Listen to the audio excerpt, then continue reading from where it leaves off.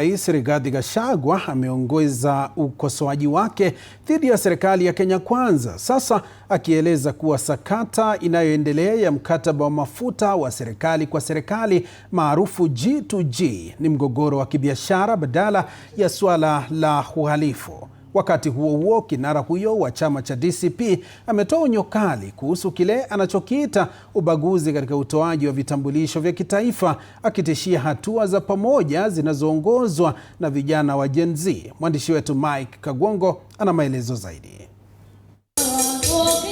Kiongozi wa chama cha DCP Rigathi Gachagua sasa amebadilisha simulizi kuhusu sakata tata ya mkataba wa mafuta, akiitaja kama mgogoro wa kibiashara unaohusiana na mpango wa serikali kwa serikali wa uigizaji mafuta, ya kwamba ni vita ya biashara kati ya Ruto na wafanyikazi wake. Ruto aliingia kitu inaitwa G2G.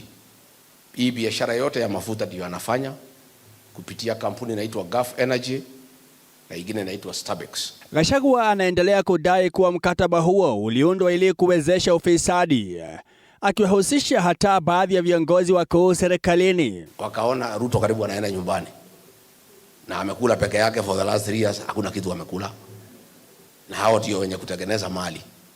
Sasa wakafanya mpango ya kando, pia wakaitisha mafuta bila Ruto kujua. Katikati ya mvutano huo, aliyekuwa naibu rais anaonya kuwa bei ya mafuta huenda ikapanda kwa hadi shilingi 40 kwa lita, hatua ambayo wanasema inaweza kusababisha ongezeko la gharama ya maisha. Ile 500 million ilikuwa ya exhibit, amesema apelekewe.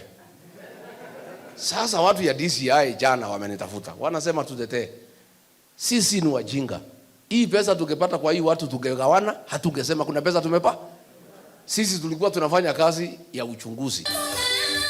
Isitoshe, Gachagua ameibua madai mapya kuhusu vitambulisho vya kitaifa, huku akishutumu serikali kwa kuwanyima maksudi vijana kutoka maeneo yanayounga mkono upinzani vitambulisho vyao. If you don't stop discrimination and issue IDs to everybody, we shall request Gen Zs to occupy your offices across the country. Kauli zake zinajiri huku Huduma Kenya ikiripoti kuwepo kwa maelfu ya nyaraka ambazo hazijachukuliwa katika ofisi za serikali, zikiwemo zaidi za vitambulisho 150,000 vya kitaifa. Madai haya yanaibua wasiwasi kuhusu upatikanaji wa nyaraka muhimu, hasa wakati tume ya uchaguzi ikiendelea na juhudi za kusajili wapiga kura wapya milioni 2.5 katika zoezi linaloendelea la siku 30. Mike Kagwongo, TV47, Nairobi.